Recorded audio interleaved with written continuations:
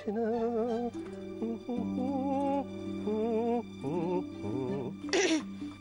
ও এসে গেছেন?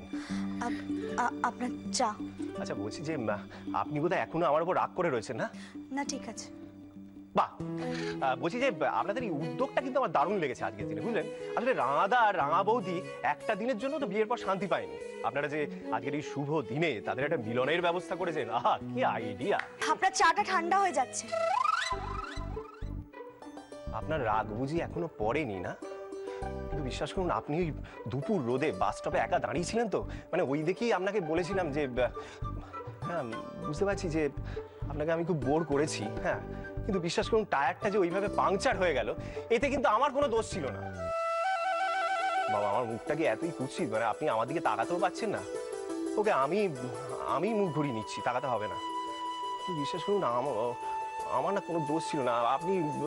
আপনি তখন এমন কাঁদছিলেন না, আমি মানে ঘাবড়ে গিয়ে মানে আপনার হাতে কালি লাগিয়ে দিয়েছি, মানে সেটাও কিন্তু ইচ্ছাকৃত নয়।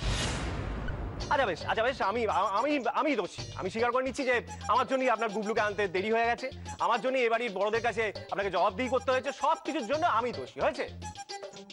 আরে ঠিক আছে, আমি যখন অপরাধী এর জন্য আমি উঠবস করছি। 1 2